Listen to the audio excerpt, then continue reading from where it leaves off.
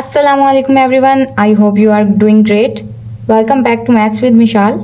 Let's begin today's lesson. Previous lecture में हमने exercise 1.2 का क्वेश्चन नंबर 1 कंप्लीट कर लिया था. आज हम एक्सरसाइज 1.2 का क्वेश्चन नंबर 2 और 3 सॉल्व करेंगे. तो क्वेश्चन नंबर 2 देख लेते हैं. Right additive inverse for each complex number. Additive inverse हमने फाइंड करना है कम्प्लेक्स नंबर का. तो सबसे पहले तो आपको एडिटिव इनवर्स के बारे में पता होना चाहिए. तो एडिटिव इनवर्स आपकी बुक में ही दिया हुआ है पेज नंबर 8 पर. For every complex number. अब कम्प्लेक्स नंबर को उन्होंने यहाँ z से डिनोट किया.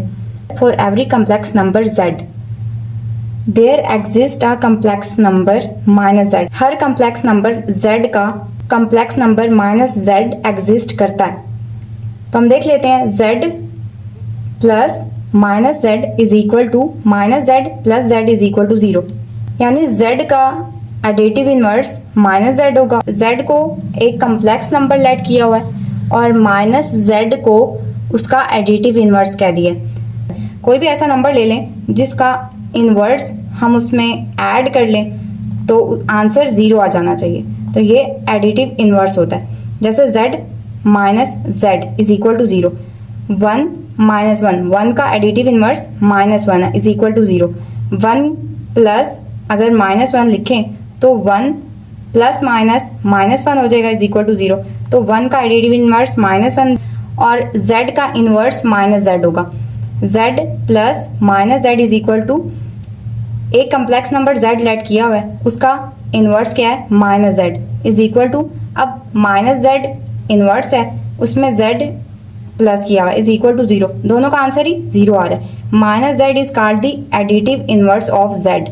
माइनस z का एडिटिव इनवर्स है. किसी भी ऐसे नंबर में उसका इनवर्स ऐड कर लें और आंसर 0 आ जाए तो वो एडिटिव इनवर्स होता है. 1 का एडिटिव इनवर्स माइनस 1 है और z का एडिटिव इनवर्स माइनस z है. क्योंकि इन दोनों के एडिशन से आंसर 0 आ रहा है. z में उसका इनवर्स ऐड किया जाए तो आंसर 0 आता है और 1 में उसका इनवर्स ऐड किया जाए माइनस 1 तो आंसर 0 आता है. क्वेश्चन नंबर 2 का फर्स्ट पार्ट है 3 प्लस 2 आयोटा. इसका सॉल्यूशन है let z is equal to 3 plus 2 iota. इसका एडिटिव इनवर्स क्या होगा. Additive inverse of z is equal to 3 का माइनस 3 आ जाएगा और प्लस 2 आयोटा का माइनस 2 आयोटा. तो एडिटिव इनवर्स ऑफ z हो जाएगा minus 3 minus 2 iota. Question number 2 का सेकंड पार्ट है 4 minus 3 iota. Solution let z is equal to 4 minus 3 iota. Additive inverse of z is equal to minus 4 plus 3 iota. Question number 2 का third part है 5 minus 7 iota. इसका solution let z is equal to 5 minus 7 iota. Additive inverse of z is equal to minus 5 plus 7 iota. 2 का fourth part है minus 2/3 plus 5/4 iota. इसका solution है let z is equal to minus 2/3 plus 5/4 iota.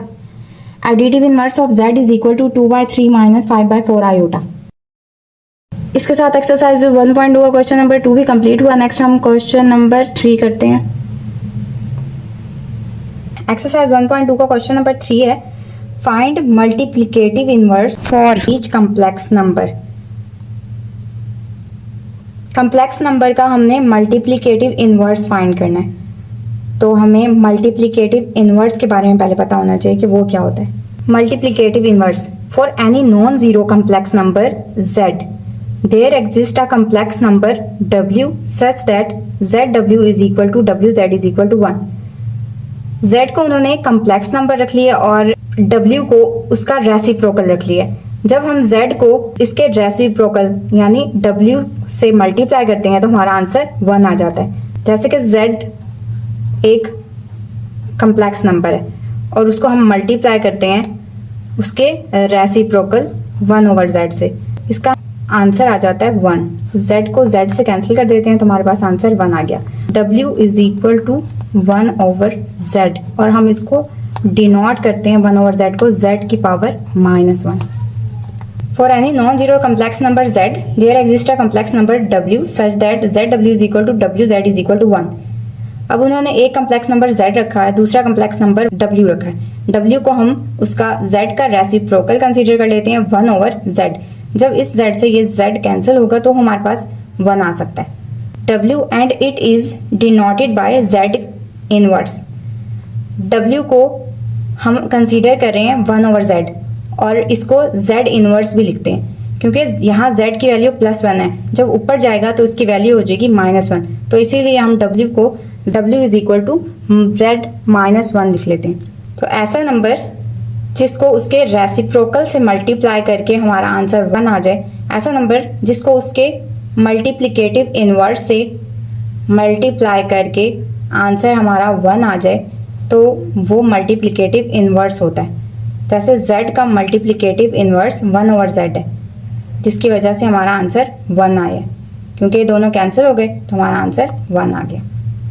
तो w को हम इक्वलेट कर लेते हैं 1/z के, और 1/z को हम z इनवर्स लिख सकते हैं, w is equal to z inverse. तो ये मल्टीप्लिकेटिव इनवर्स है। अब हम इसके क्वेश्चन सॉल्व कर लेते हैं। तो क्वेश्चन नंबर 3 के ये पार्ट सॉल्व कर लेते हैं। फर्स्ट पार्ट है 4 + 5 आयोटा। इसका सॉल्यूशन है let z is equal to 4 + 5 iota. The multiplicative inverse of z is equal to z की पावर -1। z इनवर्स किसके इक्वल होता है? 1/z के, which is equal to 1 divided by z की वैल्यू पुट कर लेंगे 4 + 5 आयोटा। 1/4 + 5 आयोटा, क्योंकि आयोटा डिनोमिनेटर में आ गया, हमने इस डिनोमिनेटर को खत्म करना है। डिनोमिनेटर को खत्म करने के लिए हमें आयोटा की वैल्यू का साइन चेंज करना होता है। जब हम डिनोमिनेटर वाली वैल्यू का कॉन्जुगेट लेते हैं तो आयोटा वाली वैल्यू का साइन चेंज हो जाता है, उसी को फिर हम नोमिनेटर और डिनोमिनेटर के साथ मल्टीप्लाई कर लेते हैं। तो हमने 4 - 5 आयोटा लिख लिया डिवाइडेड बाय 4 - 5 आयोटा। नोमिनेटर का कॉन्जुगेट 4 - 5 आयोटा होता है, तो उसको हमने नोमिनेटर और डिनोमिनेटर दोनों से मल्टीप्लाई कर लिया। तो 4 - 5 आयोटा को 1 से मल्टीप्लाई किया तो हमारे पास 4 - 5 आयोटा आ जाएगा, और 4 + 5 आयोटा 4 - 5 आयोटा, ये फार्मूला आपको पता है। एक वैल्यू प्लस में एक वैल्यू माइनस में, तो हम a का स्क्वायर माइनस b का स्क्वायर लिख लेते हैं। 4 का स्क्वायर माइनस 5 आयोटा का स्क्वायर। 4 - 5 आयोटा डिवाइडेड बाय 4 का स्क्वायर 16 होता है, और 5 आयोटा का स्क्वायर 25 आयोटा का स्क्वायर आएगा। नेक्स्ट स्टेप में हम आयोटा के स्क्वायर की वैल्यू -1 पुट कर देते हैं। तो 4 - 5 आयोटा डिवाइडेड बाय 16 - 25, और आयोटा के स्क्वायर की वैल्यू पुट कर ली -1। 16 minus minus plus 25 is equal to 4 - 5 iota लिख लिया डिवाइड बाय 16, और 25 को ऐड किया तो हमारे पास 41 आ गया। अब हम इसको अलग अलग फ्रैक्शन फॉर्म में लिख लेंगे। 4/41 माइनस 5 आयोटा बाय 41, तो यही हमारा आंसर है। इसके साथ हमारा क्वेश्चन नंबर 3 का फर्स्ट पार्ट कंप्लीट हुआ।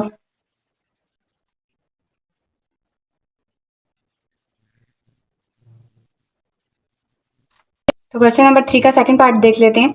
6 + 2 iota. Solution let z is equal to 6 + 2 iota. The multiplicative inverse of z is equal to z -1। z inverse किसके इक्वल होता है? 1/z के, इज इक्वल टू 1/1 हम नॉमिनेटर में लिखते हैं और z की वैल्यू पुट कर लेते हैं 6 + 2 आयोटा। तो फिर हम डिनोमिनेटर का कॉन्जुगेट ले लेते हैं, डिनोमिनेटर को रैशनलाइज कर लेते हैं। रैशनलाइज करते हुए आयोटा के साथ वाली वैल्यू का साइन चेंज हो जाता है, उसको हम नॉमिनेटर और डिनोमिनेटर के साथ मल्टीप्लाई कर लेते हैं। 1 को हम 6 - 2 आयोटा से मल्टीप्लाई कर लेते हैं, और 6 + 2 आयोटा को मल्टीप्लाई कर लेते हैं 6 - 2 आयोटा से। तो नॉमिनेटर में तो 6 - 2 आयोटा आ जाएगा, और डिनोमिनेटर में क्योंकि एक वैल्यू प्लस में है एक वैल्यू माइनस में है, तो हम लिख लेंगे a का स्क्वायर माइनस b का स्क्वायर, 6 का स्क्वायर माइनस 2 आयोटा का स्क्वायर। तो नॉमिनेटर में तो 6 - 2 आयोटा ही आ जाएगा, और डिनोमिनेटर में 6 का स्क्वायर 36 होता है, और 2 आयोटा का स्क्वायर 4 आयोटा का स्क्वायर हो जाता है। नेक्स्ट स्टेप में हम आयोटा के स्क्वायर की वैल्यू -1 पुट कर लेंगे। तो 6 - 2 आयोटा डिवाइडेड बाय 36 माइनस 4, और आयोटा के स्क्वायर की जगह हमने -1 पुट कर लिया।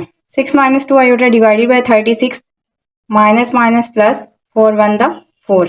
6 - 2 आयोटा डिवाइडेड बाय 40। 36 को 4 में ऐड किया तो हमारे पास 40 आ गया। फिर हम इसको फ्रैक्शनल फॉर्म में लिख लेंगे, 6 डिवाइड बाय 40 और 2 आयोटा डिवाइड बाय 40। तो हमने लिख लिया 6 divide by 40 minus 2 iota divide by 40। तो इसको 2 के टेबल पे कैंसिल कर लेंगे। 2 3 द 6, 2 2 द 4 और 0, 3/20 आ जाएगा। इसको 2 के टेबल पे कैंसिल कर लेते हैं। 2 1 द 2, 2 2 द 4 और 0, 1/20। 2 1 द 2, 2 20 द 40, 2 3 द 6, 2 20 द 40। तो 3/20 माइनस 1/20 आयोटा, ये हमारा आंसर है। इसके साथ क्वेश्चन नंबर 3 का सेकंड पार्ट भी कंप्लीट हुआ।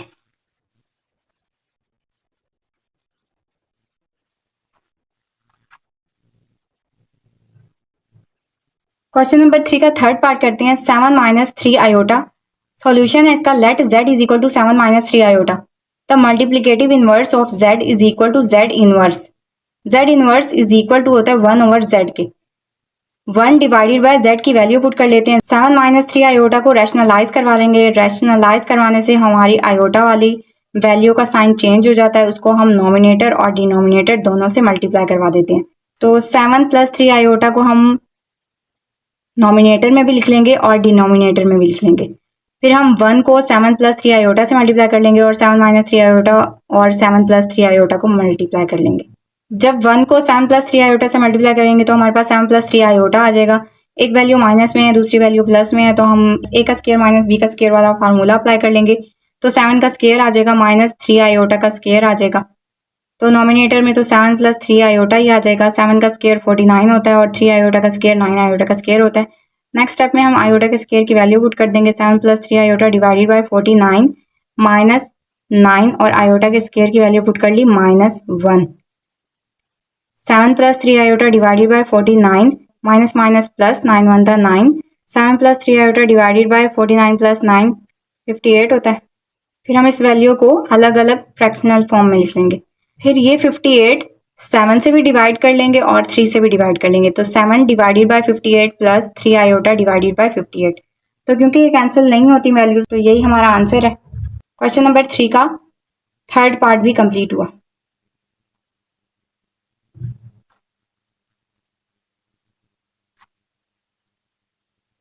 नंबर 3 का 4 पार्ट है, स्क्वायर रूट 5 माइनस 4 आयोटा। तो इसका सॉल्यूशन है, let z is equal to square root 5 minus 4 iota, the multiplicative inverse of z is equal to z inverse. z inverse को हम 1 over z लिखते हैं और z की वैल्यू पुट कर लेते हैं square root 5 minus 4 iota. Denominator वाली वैल्यू को रैशनलाइज करवा लेते हैं, तो आयोटा वाली वैल्यू का साइन चेंज हो जाता है, तो हम उसको नॉमिनेटर और डिनोमिनेटर के साथ मल्टीप्लाई कर देते हैं। नेक्स्ट स्टेप में हम 1 को स्क्वायर रूट 5 प्लस 4 आयोटा से मल्टीप्लाई कर लेंगे और स्क्वायर रूट 5 माइनस 4 आयोटा को स्क्वायर रूट 5 प्लस 4 आयोटा के साथ मल्टीप्लाई कर लेंगे। जब हम 1 को स्क्वायर रूट 5 प्लस 4 आयोटा से मल्टीप्लाई कर लेते हैं तो हमारे पास स्क्वायर रूट 5 प्लस 4 आयोटा आ जाता है, डिवाइडेड बाय एक वैल्यू माइनस में एक वैल्यू प्लस में है, तो हम ए का स्क्वायर माइनस बी का स्क्वायर वाला फार्मूला यूज कर लेते हैं। स्क्वायर रूट 5 का स्क्वायर माइनस 4 आयोटा का स्क्वायर, तो नॉमिनेटर में तो स्क्वायर रूट 5 प्लस 4 आयोटा आ जाएगा और डिनोमिनेटर में स्क्वायर रूट 5 का स्क्वायर माइनस 4 आयोटा का स्क्वायर आ जाएगा। Square root 5 plus 4 iota divided by इस स्क्वायर से ये स्क्वायर रूट कैंसिल हो जाएगा, हमारे पास 5 आ जाएगा, माइनस 4 का स्क्वायर 16 होता है और ये आयोटा का स्क्वायर। नेक्स्ट स्टेप में हम आयोटा के स्क्वायर की वैल्यू पुट कर देंगे। आयोटा के स्क्वायर की वैल्यू होती है -1। तो square root 5 plus 4 iota divided by 5 minus 16, iota के स्क्वायर की वैल्यू हमने -1 पुट कर दी। तो square root 5 plus 4 iota divided by 5 minus minus plus 16 1 the 16। Square root 5 plus 4 iota divided by 5 और 16 को ऐड करेंगे तो 21 आ जाएगा हमारे पास। नेक्स्ट स्टेप में हम 21 को स्क्वायर रूट 5 के साथ भी डिवाइड कर लेंगे और 4 आयोटा के साथ भी डिवाइड कर लेंगे। तो square root 5 over 21 plus 4 iota divided by 21। तो क्योंकि ये वैल्यूज कैंसिल नहीं होती हैं तो फिर हमारा यही आंसर होगा। तो इसके साथ क्वेश्चन नंबर 3 का 4 पार्ट कंप्लीट हुआ।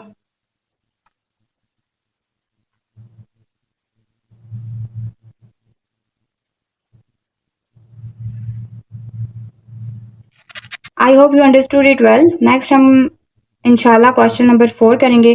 Thanks for watching, see you in the next lesson. अल्लाह हाफिज।